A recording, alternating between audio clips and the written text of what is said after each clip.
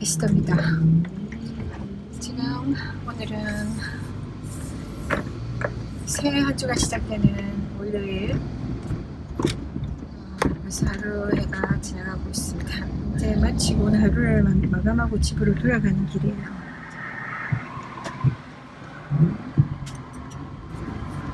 자, 하루의 일과를 끝내고 나면 저는 언제 먼지 뒤집어 쓰고 땀 벅벅 흘리고 머리도 막 날라다니고 있어요. 오늘 영상은 이렇게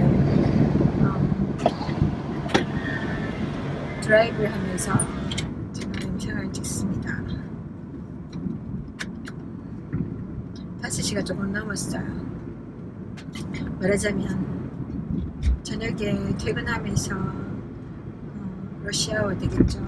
일주일을 시작하는 첫 일이 뭐냐면 일주일 한 번 가는 할머니 집에서 맨 처음 하는 일이 할머니 샤워를 돕는 일이에요. 그래도 할머니는 지팡이 짚고 몇 발자국 걷기 때문에 샤워실에 들어갈 수도 제가 리드하고 이렇게 앉으시면 그 샤워하는 의자가 있잖아요. 이렇게 앉으면 온도를 조절해가지고 화면이 너무 떨리지 않았으면 좋겠네요. 운전 중에 찍으니까 화면이 많이 떨리더라고요.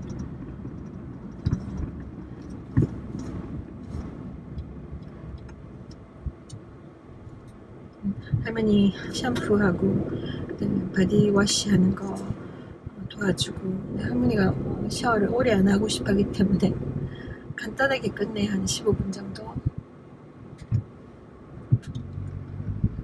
그렇게 일을 시작해요. 하루 일과 도우미로서, 케어기버로서 하는 저의 첫 일이 그겁니다. 그리고는 막 종일 바쁘죠.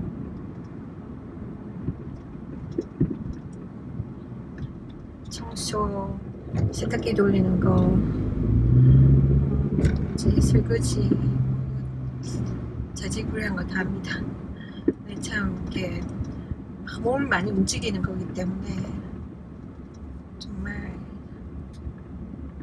피곤하기도 하고. 오늘은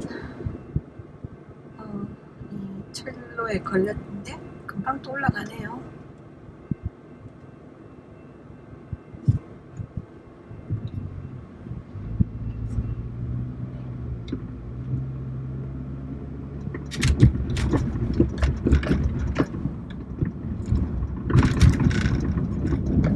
노인분들은 아무래도 지방이 잘 없으니까 몸에 거의 다 살도 빠지시고, 그러니까 추위를 잘 타는 것 같아요. 지금 7월인데 8월 접어드는 7월인데 좀 여기도 좀 많이 더워졌거든요. 캘리포니아도 좀 특히나 제가 막 많이 움직이니까 땀도 더 나는 편이고, 진공 소재기로 이렇게 청소할 때 나는 진공 소재기를 왜 그렇게 만드는지 모르겠어요. 한결같이 소음만 많이 나고 무겁고, 이거를 막 이렇게 청소할 때 왜 그렇게 힘이 들죠? 기계가 다 빨아당기고 하는 건데 사람은 그냥 이거를 이렇게 리드를 하잖아요. 어디다가 무지를 빨아당겨야 되나. 그런데도 왜 이렇게 힘이 드는지 모르겠습니다. 왜냐면 이 기계가 무거워요. 진짜 그 무거운 거를 자꾸 이렇게 많이 움직여야 되잖아요. 손목도 많이 쓰게 되고. 그러니까 진짜 참 피곤한 일인 것 같아요. 진공 소재기 쓰는 거. 근데 좀 가볍게 편리하게 만들 수 없나? 한결같이 다 무겁습니다. 어쨌든 그걸 막 하다 보면 정말 덥거든요. 땀이 많이 나요. 그러면 그거 하는 동안이라도 창문을 조금 열어놓고 청소해야 되잖아요. 저는 청소하면서 창문을 다 닫아놓고 청소하는 걸 좀 이해할 수가 없거든요. 처음에는 집 문을 조금 열었어요. 할머니가 바로 옆에 앉아있는데 그거를 금방 닫기를 원하더라고요. 나는 막 땀 칙칙 흐르고 아직까지 계속 해야 되는데 30분 이상은 해야 되는데 할머니 때문에 등에서 땀이 막 납니다. 참고 하다가 조금 날이 더워져 가니까 할머니도 좀 이해해야 되지 않겠나 싶어서 아무리 추워도 그러니까 와서 일해주는 사람의 입장도 생각해줘야 되잖아요. 좀 추우면은 긴 팔을 입고 있는다든지 잠시 동안이라도 그렇게 배려를 해주면 좋은데 그것까지 생각을 못 하시는 것 같더라고요. 사람들은 그런 것 같아요. 뭐 아껴서가 아니라 자기가 해보지 않으면 그 사람의 입장에 있어 보지 않으면 그 사람의 사정을 이해해줄 마음에 여유가 없어요. 그래서 때로는 까다롭게 하는 거고 다른 사람한테 많은 걸 기대하는 거고 자기도 못하는 거를 남한테 기대를 막 엄청 해요. 그렇잖아요. 그래서 제가 날이 더워지니까 좀 이해하겠지 생각해서 조금 이야기했더니 그 문은 바로 옆에 있으니까 그때 치우라면 창문을 열어도 되느냐. 생각 같았으면 왕 사방을 다 열어놓고 해도 정말 땀이 식을까 말건데 할머니가 추하니까 할 수 없이 양쪽에 서로 바람이 통할 정도로 조금씩 열어요. 할머니 눈치 보면서 좀 열어요.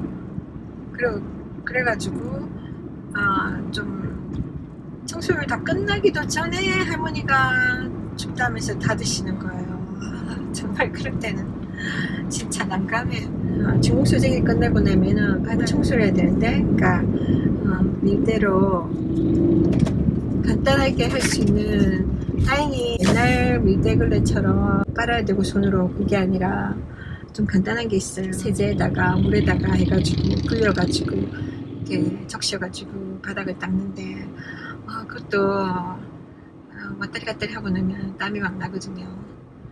젖으니까 바닥에 할머니가 걷다가 미끄러질까봐 그것도 좀 빨리 말라라고 창문을 좀 열어두면 좋겠는데 그 창문을 열기를 싫어하시니까 체육관에서 땀 흘리듯이 땀 흘리고 그렇게 두 번째 장소로 옮겨갔었어요.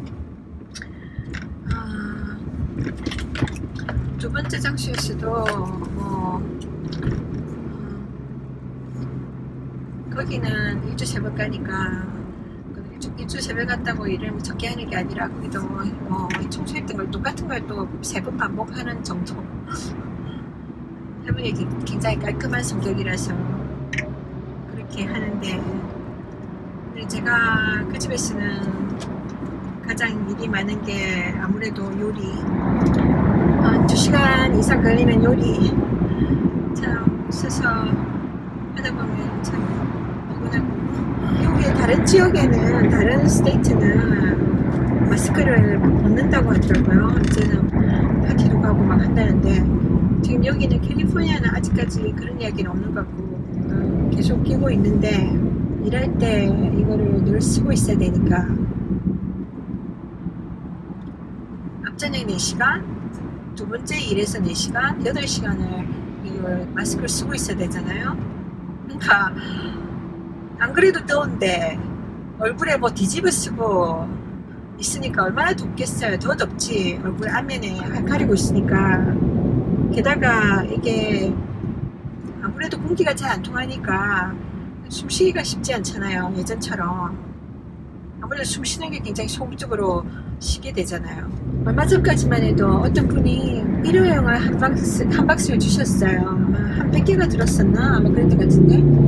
그 덕분에 제가 요긴하게 썼었거든요. 근데 이게 아무래도 중국에서 들어오는 거고 가내공인지 모르겠지만 공장에서 만드는 거니까 그 예품 같은 게 처리했을 거 아니에요. 그래서 무슨 내용인지 모르지만 중국에서 오는 거는 위험을 감수하고 써야 되는 겁니다. 진짜. 예, 좀 쓰면은 냄새가 나요. 이상한 고리한 냄새. 그게 뭔가 참 좀 궁금하더라고요.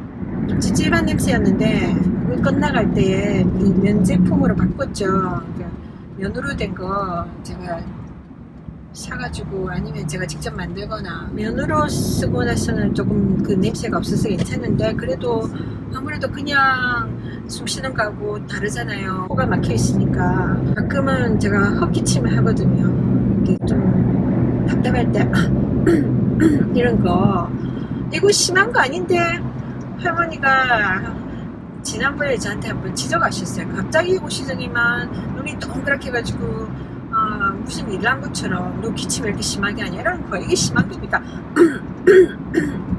우리 옛날에 선비들이 자기들 움직일 때 앞에 사람들한테 노크하듯이 미리 나 지나가니까 인기척 한다고 에헴 에헴 하듯이 그런 정도란 말이에요. 근데 이거 보고 기침 많이 한다 이럴 뻔이니까 제가 좀 황당한 거 있잖아요. 나 나름대로 숨이 잘 안 쉬어져가지고 공기가 너무 부족하니까 마스크 쓴 상태에서 이렇게 숨을 좀 제대로 쉬어보려고 기침을 하는 것인지 생리적인 거라서 그랬는데 이거를 이해를 못하고 그거를 막 지적을 하니까 하루 종일 막 열심히 일해준 거에 대해서 좀 이렇게 힘이 딱 빠지게 만드는 거야. 그래서 왜 저러지? 한마디 때문에 더 열심히 일하는 사람에게 의지를 꺾어버리고 기분 나쁘게 할까? 저도 인간인지라 속상한 거예요. 방금 집에 왔습니다. 그래서 그 할머니가 또 오늘 또 그러시죠. 그때 제가 좀 불쾌했어요. 할머니 화를 잘 안 내는데 혼자 적적이 계시니까 말 한마디로도 이렇게 마음 상하게 하면 안 되잖아요. 그래서 제가 되도록 할머니에게 서운한 말 안 하는데 그때는 좀 심하다 싶어서 트집 잡는 것 같아서 기본적인 예인데 상대편에 대한 또 배려. 글쎄 할머니한테 그때 이야기를 설명했거든요. 하루 4시간 마스크 쓰고 일하는 게 쉬운지 아냐고, 쉽지 않다고. 그걸 꼭 말해야 됩니까? 모르는 사람들은 모르니까 이야기해줘야 되잖아요. 그래서 이야기해줬어요. 게다가 나는 이 더운데 일하면서 땀 흘리면서 이렇게 덮어 쓰고 있는데 이 마스크 뒤에서 공기가 많지가 않다, 쉽지 않다. 그래서 기침이 대로 나오는 건데 그러니 했더니 할머니가 또 좋게 안 받아들이시고 또 삐지시더라고요. 됐다고 It's enough. 충분하니까 그만 이야기해. 이러면서 길을 딱 막더라고요. 좋게 이야기해도 설명해도 안 되고, 그러니까 사람들의 기본적인 마인드가 그런 거예요. 너무 자기 중심적인 거. 자기 생각에 이게 좀 아니다 싶으면 바로 지적하고 싶고, 그리고 뭔가 이걸 논리적으로 이야기해주면 이치에 맞게 이치에 맞으면 이해하고 그러냐하고 한 발짝 물러쓰고 좀 이런 게 있어야 되는데 그거는 피하고 싶고 듣기 싫고, 그러니까 내가 상대편이 거절했다 생각하니까 자기의 제안을. 그러니까 제가 다 맞춰주는데 되도록 맞춰주거든요. 이 케어기버, 이 도움이란 일이 모든 걸 해주는 거잖아요. 그 사람이 할 수 없는 걸 다 해주는 거잖아요. 편리를. 저도 가면은 되도록이면 시킨 것보다 더 잘해주고 가려고 하고, 왜냐면 내가 예수 믿는 자이기 때문에 하나님께서 사람들 눈 속임 하지 마라 하셨기 때문에 되도록이면 몸을 사리지 않고 하려고 해요. 함에도 불구하고 이런 식으로 이야기 딱 하면은 나는 배려하는데 상대편 배려를 전혀 안 할 때 인간적으로 이렇게 감정이 상할 때가 있어요. 솔직히 그날은 제가 조금 감정이 좀 상했던 것 같아요. 참다 너무 그런 이야기 자꾸 하니까. 그래서 제가 한동안 그런 기도를 했죠. 그러니까 지금도 합니다. 이 팬데믹 시대에 함부로 기침도 못하는 시대 우리가 살고 있습니다. 사람들의 눈치를 더 봐야 되고, 그러니까 기침을 어쩌다가 하잖아요. 당연한 거죠. 이 마스크 쓰고 이렇게 살다 보면 이렇게 제대로 산소를 공급을 못 받으니까 때로는 뭔가 기침이 나올 때 있어요. 저도 그럴 때가 있거든요. 기침하면 딱 눈치가 보여요. 그래가지고 기도합니다.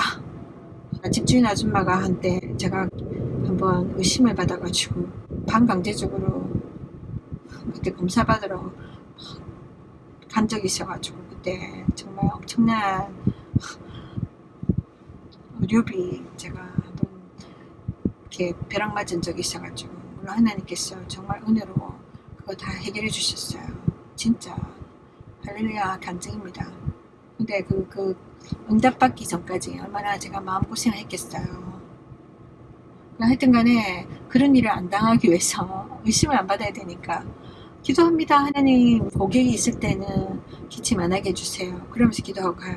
대부분은 기침이 안 나와요. 근데 이렇게 이런 거 마른 기침 이거 가지고 또 할머니가 잠잠하더니 또 오늘 또 지적하시네요.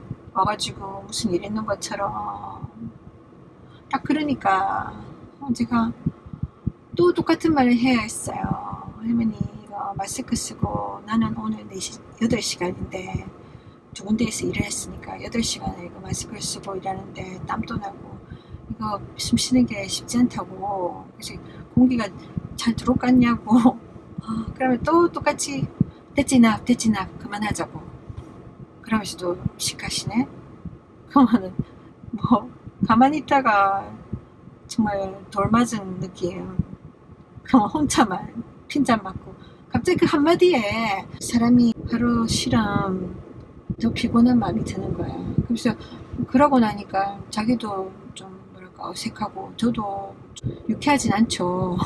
누가 와가지고 나의 사정 너 힘들지 않냐 마스크 끼고 더운데 일하기 참 힘들겠다 이런 식으로 한마디라도 있잖아요. 말 한마디 천냥빚을 갚는다는 우리말도 있는데 말 한마디가 있잖아요. 주는 이 영향력이 엄청나거든요. 말 한마디의 능력, 말로 사람을 죽이기도 하고 살리기도 하잖아요. 옛날에는 임금들이 그저 조금만 마음에 안 들면 미친 임금들, 정신이 헷가닥한 임금들, 무슨 권세가 뭐 자기 끝발인 줄 알고 누가 좀 마음에 안 들면 바로 죽이고 막 그랬잖아요. 지금 김정은도 그러고 있잖아요. 군부회의를 하는데 나이 드신 분들이 많잖아요. 나이 드시면 오래 앉아있는 것도 힘들고 그런데 또 지루한 그 내용 보다 보면은 졸리기도 하잖아요. 졸고 있다고 뭐지 숙청하고 막 그런 인간들도 있잖아요. 그처럼 말 한마디에 저놈 죽여 이러면 그죠? 말 한마디로 살리는 경우도 있잖아요. 사람들 한마디 따뜻한 말 한마디의 칭찬으로 그래서 한 사람의 인생이 바뀌는 죽으려고 생각했다가 그 한 사람을 정말 살릴 수 있는 그런 삶의 의미를 줄 수 있는 모약과 같은 말을 할 수도 있거든요. 성경에도 하나님이 그 말 한마디의 능력, 말의 능력에 대해서 이야기하세요. 믿음의 말을 하라고 하시거든요. 축복의 말을 하라고. 네, 우리 주변에는 많은 사람들이 저주의 말을 많이 하잖아요. 심지어는 혈육이 저도 그걸 많이 겪었는데 안타깝게도 저희 부모님이 하나님을 알지 못한 긴 세월 동안에 제가 양육되는 과정 중에서 집에서 제 부모에게서 가장 많은 부정적인 말들을 들었었거든요. 저주성 말들이었어요. 성경적인 내용으로 보니까 나중에 보니까 다 이게 저주성 말이더라고요. 그게 말이 씨앗이 된다는 한국말도 있지만 말이 그냥 던져진다고 이렇게 마치 돌덩이를 강물에다가 던지면 돌이 딱 무게로 가라앉잖아요. 그러고는 사라지는 같이 생각하지만 그렇지 않은 거예요. 뿌린 대로 거둔다 그런 말도 있잖아요. 우리말에도. 근데 우리말에 있는 그 고사성어 그러니까 명언들 중에는 굉장히 성경적인 내용들도 많아요. 참 신기하죠. 성경 가르치는 기독교는 한 100년밖에 역사가 안 됐는데 근데 성경에 있는 내용들이 제법 있거든요. 그러니까 뿌린 대로 거둔다. 그러니까 내가 믿음으로 막 이렇게 축복을 뿌리잖아요. 그러면 축복을 거두는데 막 저주를 뿌리면 저주를 거두는 거예요. 그러니까 이 말이 그냥 무심코 던진 게 사라지는 게 아니라 그 사람 마음판에 막 새겨지는 거, 그 사람의 삶을 막 완전히 영향력을 끼치는 거예요. 그게 평생을 어떤 경우는 영원토록 그러니까 무서운 거예요. 말을 함부로 하면 안 됩니다. 그래서 하나님이 뭐라고 하시냐면 우리가 이 세상 살면서 내뱉은 말 한마디 한마디 나중에 다 하나님께서 심판하신다고 했어요. 그래서 참 무서운 겁니다. 입 밖으로 뭔가 말을 꺼낸다는 게 말을 생각 없이 하면 안 됩니다, 여러분. 그러니까 대부분 우리들은 그런 저주성 말들을 많이 들었잖아요. 우리 부모님들도 하나님 말씀 전혀 모르고 하나님이 말씀하시는 이 영적 원리에 대해서 전혀 모르고 이렇게 성장하셨고 우리 한국의 문화가 한이잖아, 한. 그래서 원한이 품어져 있는 한 맺힌 억울함 그런 것들이 축적이 된 감정선에 깔려있는 그런 문화란 말이에요. 그런 감정적인 문화 이런 것들에서 부모들이 자녀들한테 키웠던 그런 감정적인 거 말로 막 뱉어내는 거 부정적인 게 너무 많다는 거예요. 한국은 막 오랫동안 조상을 숨겨왔잖아요. 죽은 조상을 숭배하고 그게 성경에는 귀신을 섬기는 거라 했는데 우리는 돌아가신 조상을 섬긴다고 생각하지만 사실상 더러운 귀신들이 이 문화를 끌어오고 있는 겁니다. 사람들 속에서. 그래서 귀신들이 제사를 받고 제사 문화를 막 이렇게 전수하게 합니다. 그러니까 귀신이 좋은 거를 해줄 리가 없어요. 사람들한테. 귀신은 악한 영들입니다. 죽은 영혼이 아니라 악한 영들이 우리 인간들에게 정말 저주를 가져와요. 저주와 모든 고통들 안 되게 합니다. 그래서 자녀들에게 부모로부터 막 자녀들을 축복해야 되는데, 부모는 사실상 영적 원리로 보면 하나님이 축복권을 주셨거든요. 자녀를 축복하라고. 또 자녀들에게는 부모들을 공경하라고 이렇게 명령을 주셨는데, 그 공경함을 통해서 축복받을 수 있는 어떤 자격을 주시는데, 뭐 부모들이 먼저 자녀들한테 막 감정적으로 나오잖아요. 자녀들 하나님을 모르니까, 하나님의 그 가치 기준을 모르니까 자녀들이 귀한 것도 모르고, 막 자기들 삶의 무게에 자기들도 너무 짓눌려가지고 자녀들한테 막 쏟아부으니까 그냥 배운 대로 하는 거죠. 그렇다 보니까 자녀들 막 저주하는 거예요. 축복해야 되는데. 그러니까 자녀들이 그 저주의 말을 듣고 그렇게 부정적인 말을 자꾸 듣고 자라다 보면 그리고 자기가 믿게 되는 거예요. 그러니까 낮은 자존감을 갖게 되고, 나는 이거밖에 안 되는구나, 나는 못하는 존재구나, 아무것도 못하는 존재구나, 나는 뭐 해도 안 돼, 나는 저주받은 존재예요. 부모들의 삶을 봐도 주변을 봐도 뭐 잘된 사람 아무도 없어요. 그죠? 세상도 또 얼마나 힘들어요. 세상도 얼마나 경쟁이 치열해요. 아주 잘 나가는 사람들만 잘 나가게 돼 있고, 뭐 배경이 없는 사람들은 뭐 특별한 능력과 뭐 이런 재주가 없는 사람들은 뭐 어떻게 쨍하고 뼈뜰 날이 보이지 않습니다. 그러다 보니까 자포자기한 그런 마음들이 많이 생기잖아요. 평생 동안 들어온 부정적인 그 말들, 그런 것들로 자꾸 자기 자신이 막 되새김을 하는 거예요. 소가 여물을 되새김 하듯이 몇 시간을. 그렇게 하다 보니까 자꾸만 부정적인 생각에 사로잡히고, 또 세상에는 부정적인 일들이 많이 일어나잖아요. 이 세상에는 긍정적인 일보다 부정적인 일들이 더 많아요. 좋은 일보다 나쁜 일들이 더 많아요. 저는 부정적인 사람으로 자랐어요. 솔직히 그런 환경이 그렇게 만들어 왔어요. 가정에서부터. 학교에서도 얼마나 부정적인 교내폭력, 또 선생님들도 제가 학교 다니던 7, 80년대 얼마나 또 선생님들이 학생들을 막 이렇게 점수 전도를 위해서 막 그 폭력을 쓰는 것을 당연한 것으로 여겨져 왔어요. 그 당시에 우리 생활 수준이 낮아서 그런지 얼마나 무식했었는지, 막 선생님들이 속리산 오동나무인가 박달나무 나무를 굉장히 굵은 거를, 회초리도 얇은 것도 아니야, 굵은 거를 얼마나 때리고 싶었는지 학생들을. 선생들이 무슨 깡패도 아니고, 아니 선생님들한테서 지성을 배워야 되고 지식만 가르쳐야 되나요? 인격적인 것도 좋은 본이 돼야 되잖아요. 학생들 입장에서는 어른들인데, 성인들인데 보고 배워야 돼. 그 인품을 배워야 돼. 그죠? 성품을 배워야 돼. 근데 선생은 지식만 가르치는, 정보만 전달한다는 존재라고 생각한다는 것 자체가 잘못된 거예요, 여러분. 그 선생들이 긍정적인 어떤 분위기 속에서 저도 이게 머리에 잘 들어갈까만 한데, 뭐 대부분의 지식들은 그렇게 우리가 흥미가 있어서 배우는 거 아니잖아요. 억지로 배우는 거죠. 앞날에 도움이 될까 싶어서. 학교 졸업장 따면 뭔가 취업에 도움이 되지 않을까, 그런 거 아니겠습니까? 대부분은 뭐 써먹지도 못하지만 사회가 그렇게 만들어놨기 때문에 그것도 억지로 내가 배우는데 좀 좋게 뭔가 격려하면서 가르치면 얼마나 좋을까요? 근데 이렇게 겁을 주면서 한 손에 분필을 조금만 마음에 안 든다면 분필 또 던집니다. 학생들한테. 그거 눈에 맞으면 어쩌라고. 그걸 던지고 모욕을 주고, 또 한 손에는 방망이, 회초리도 아니고 방망이 이 방망이 들고 겁을 주면서 인격 모욕을 하면서, 때로는 또 맞잖아요. 매를 맞으면서. 사춘기 때 10대 얼마나 감수성이 예민하고, 이 사람이 왜 사는가 이런 거 고민하고, 나의 존재는 뭔가, 왜 사는가, 어떻게 살아야 되는가, 이 수많은 아주 가치 있는 그 내적인 갈등을 하는 시기에, 질풍고도와 같은 시기에 그 가슴에 못을 박습니다. 수치심을 막 심어줍니다. 정말 이 세상이 얼마나 악한지. 여러분, 가정에서도 대부분은 아이들이 존귀함을 여기를 받지 못하고 무시당하고 외면받고 가정폭력 가운데 팽이제 쳐있다가 학교에 가서 공부. 어릴 땐 잘 모르잖아요. 왜 공부해야 되는지, 공부해가지고 뭐 해야 되는지. 뭐 공부를 열심히 해도 결국 대학을 들어가는 입시를 위한 것이다. 입시 아무나 들어갈 수 있느냐? 그것도 아니잖아요.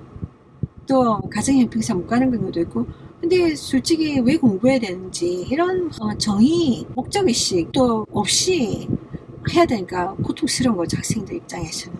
너무나 이 중요한 신적인 거, 내적인 거, 인격적인 거, 이들의 수많은 고민들, 뭐 산수나 영어나 국어나 이런 과목들이 솔직히 답을 해준 게 아니잖아요. 그거는 뭐 이 세상에 잠시 잠깐 사는 동안에 필요한 어떤 직장을 얻기 위한 어느 무슨 수단일 뿐이지, 정말로 인간에게 있어서 근본적인 문제도 있잖아요. 내가 왜 이 선생님한테 수치를 당하고 집에서 이렇게 모욕을 당하면서 부모님들도 자식들이 지겨운 거예요. 빨리 제가 이렇게 찾아갔으면 좋겠고, 이게 복김을 당하는 거예요. 막 빨리 학교 가고, 학교 빨리 졸업하고, 직장 얻고, 시입 장악하고.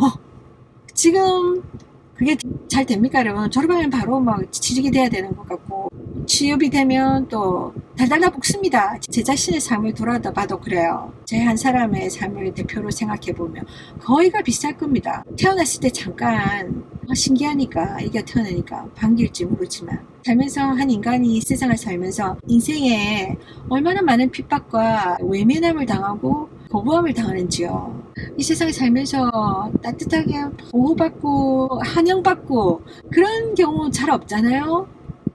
근데도 모두가 정말 잘 이렇게 굳굳하게 살아가는 게 정말 대견하다고 생각합니다. 저를 포함해서 이 험한 세상에서.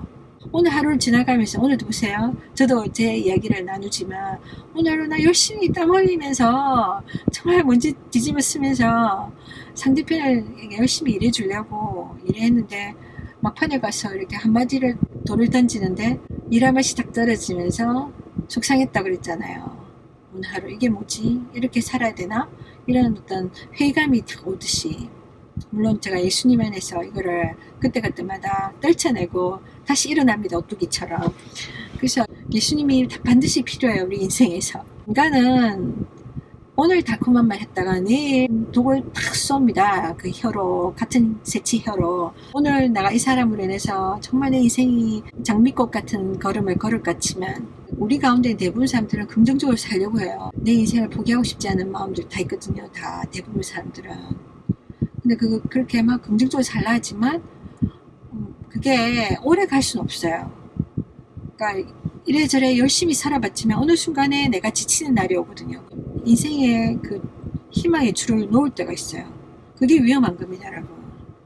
그러니까 제가 아까 말씀드린 것처럼 말의 위력, 그 새치 혀에서 나오는 이 말의 위력에 대해서 우리가 알아야 된다는 거예요. 우리는 너무 많은 부정적인 말을 듣고 너무 많은 저주성 말을 듣게 되는데, 이것들이 우리의 삶을 옥죄고 우리로 하여금 멸망의 길을 가게 하는데, 이것이 악한 원수의 마귀가 그 배후라는 거예요. 이것이 부모로부터나 내 배우자로부터나 내 형제 자매로부터나 자녀로부터나 그 누구든지 간에 주변 사람들을 통해서 끊임없이 우리 한 사람, 내 한 사람의 삶을 희망을 끊고 용기를 꺾어서 결국은 멸망의 길을 가도록 이끌어 갑니다, 여러분.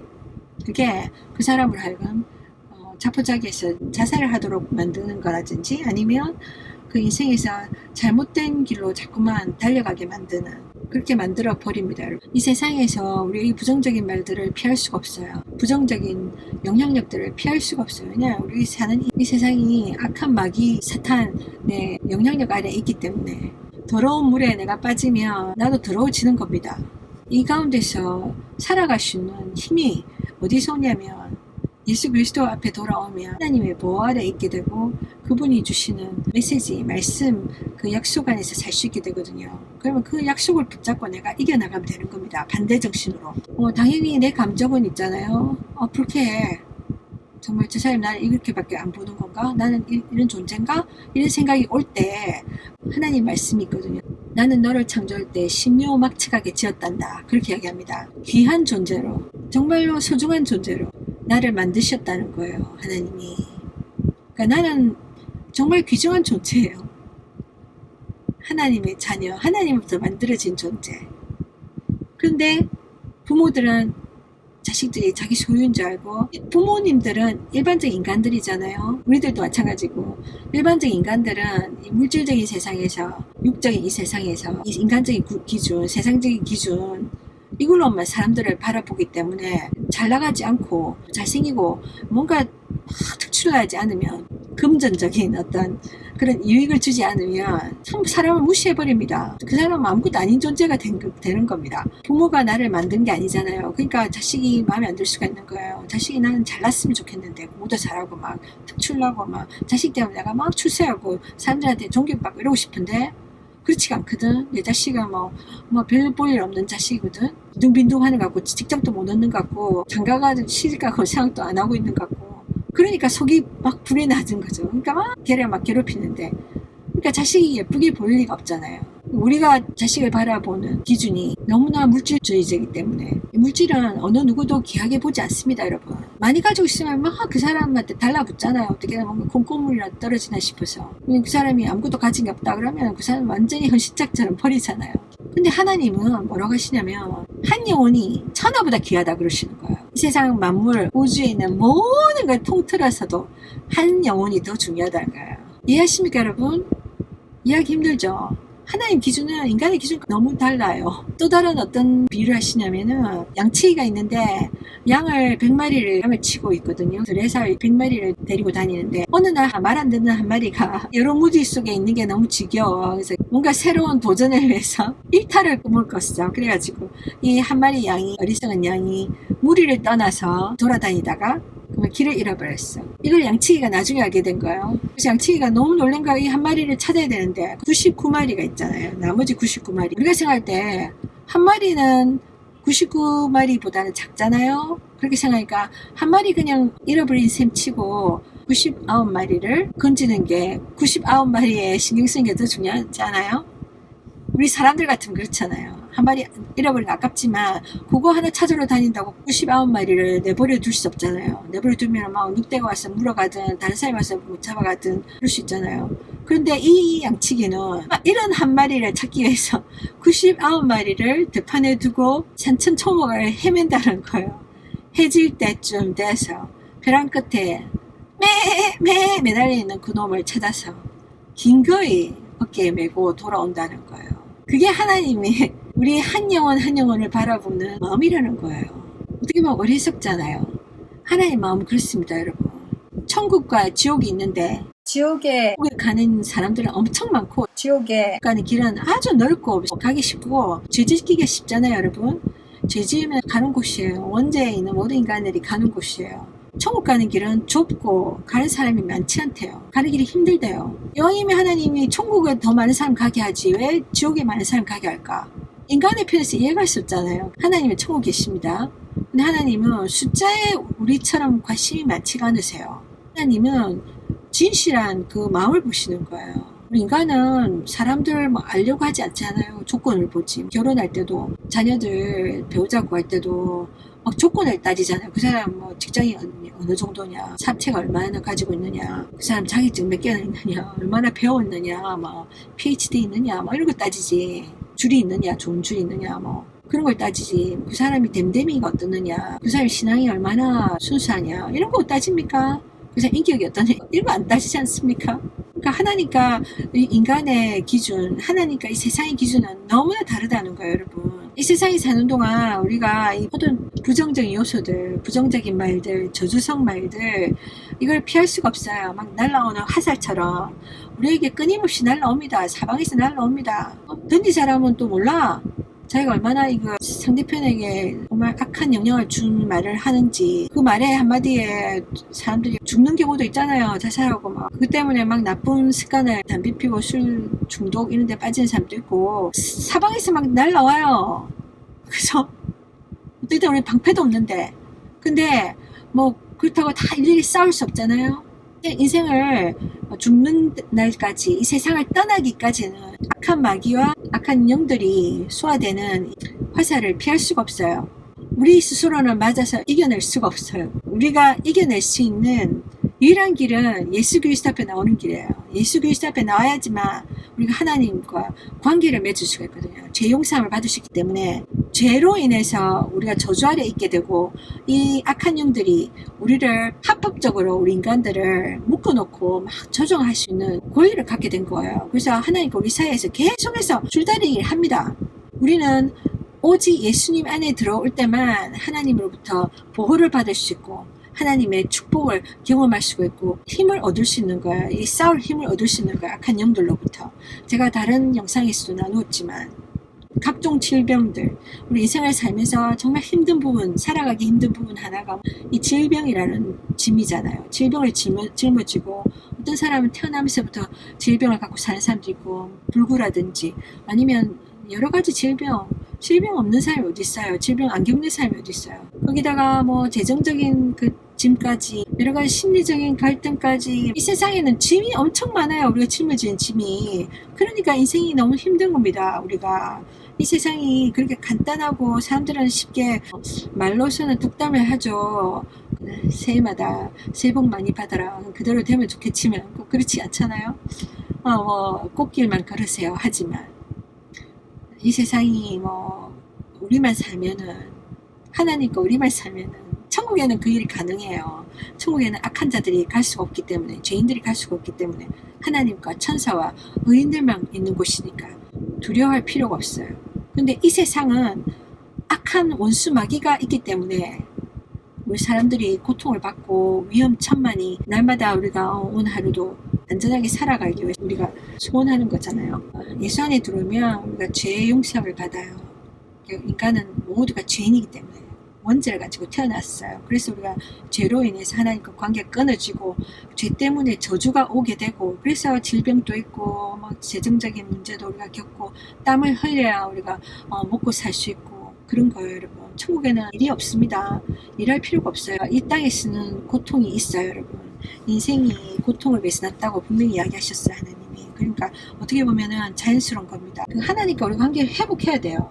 하나님과 분리된 인생은 그야말로 불행한 삶입니다. 이 세상에서 뭐 잠시 잠깐 뭐 떵떵 부리는 것 같이 보여도 결국은 죽으면 다 내려놓고 가야 되잖아요. 빈손으로 가야 되고 결국은 제 문제로 지옥으로 떨어진다고 분명히 이야기하시거든요. 근데 하나님께 돌아오면 하나님이 이 세상에서도 이 원수의 불화살을 우리가 이겨낼 수 있도록 하나님 방패가 되어주시며 돕는 천사들을 보내주시고 또한 이 세상이 끝나서 우리가 심판을 받지 않고 천국에서 영원한 행복한 삶을 살 수 있다고 하시거든요. 그럼 예수 안에서 어떤 도움을 받을 수 있느냐? 그 여러 가지 있겠지만 성경 말씀 하나님이 약속을 주신 게 있거든요. 원수 마귀가 불화살을 쏜다 그랬잖아요. 우리로 하여금 넘어지게끔 인생을 포기하게끔 막 살기가 힘들게끔 계속해서 정신적 요소들을 쏘아대고 자꾸만 장애물을 우리 앞에 만듭니다.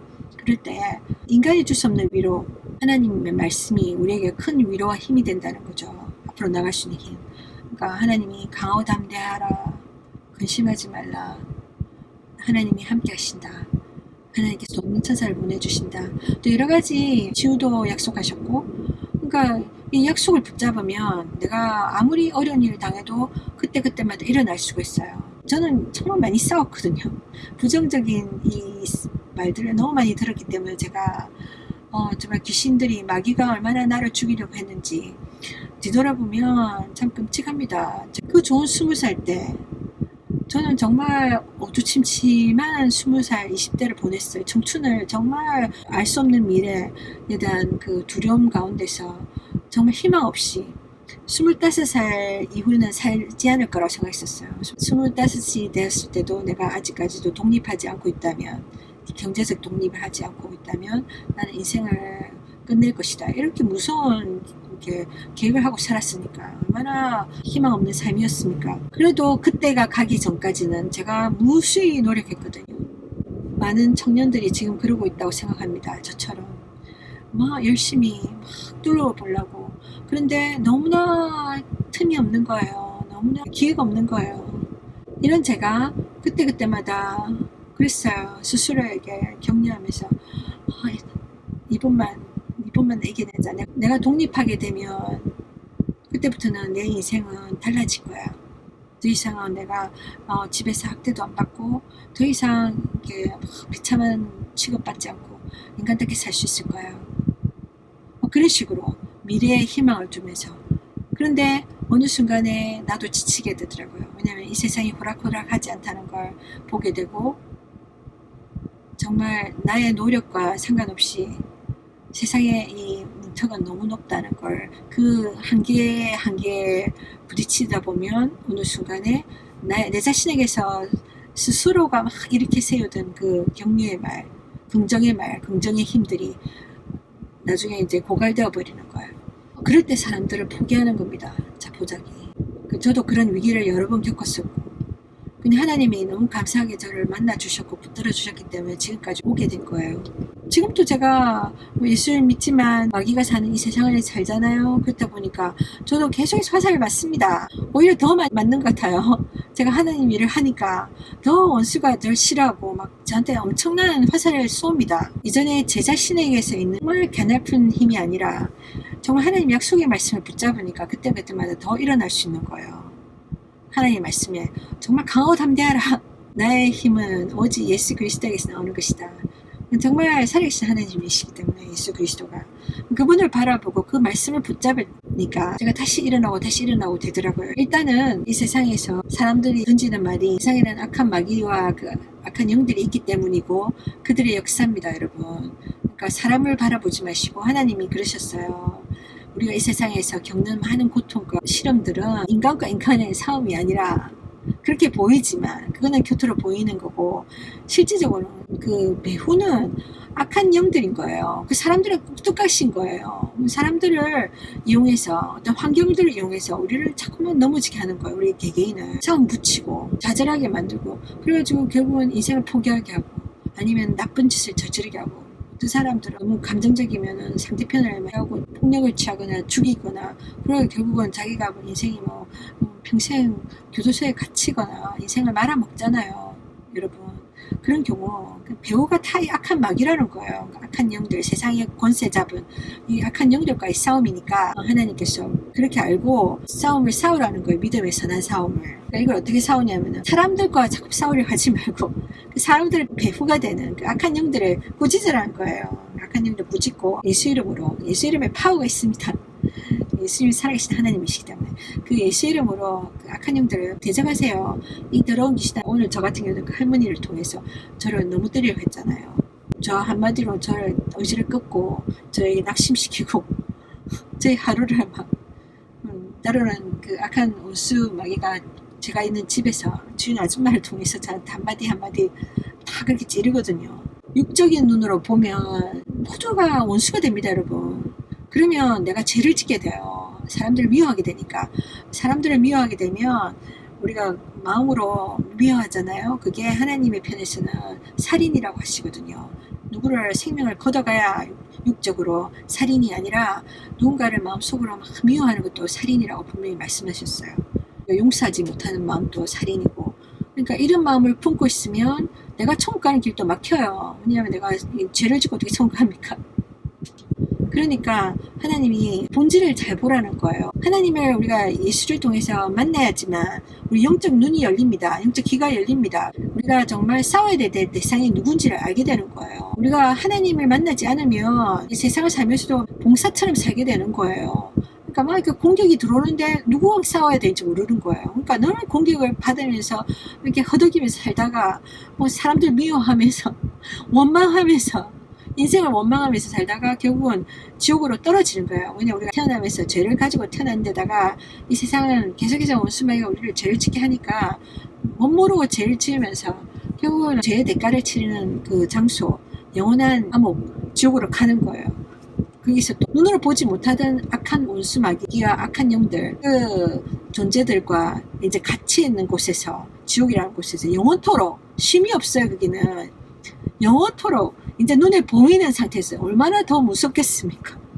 이런 고문을 받으면서 그런 삶을 살겠습니까? 아니면 영원한 천국으로 여러분이 갈 수 있는 그 길을 가시겠습니까? 하나님이 사람들이 아니라 그 배후에 있는 악한 영들을 꾸질 수 있고 싸울 수 있는 능력을 주십니다. 예수 안에서. 그래서 제가 지난번에 동영상에서 귀신을 쫓는 방법을 가르쳐 주겠다 하는 그 동영상을 보면은 질병이 오면은 무기력하게 질병을 갖고 허덕이고 또 그 의사한테 약에 탕진하고 그게 아니라 그 존재 가지고 온 그 근본 원인을 제거하면 싸움에서 이기는 거예요. 물론 한 영들이 계속해서 우리를 막 불화살 쏘고 계속해서 덤비지만 그때마다 우리가 또 그것들을 막 대적할 수가 있는 거야. 싸워나갈 수 있는 거야. 마치 우리가 하루 세 끼 먹으면 다 또 소변으로 대변으로 다 나가버리는데 왜 또 먹습니까? 육신은 그걸 먹어야 되니까.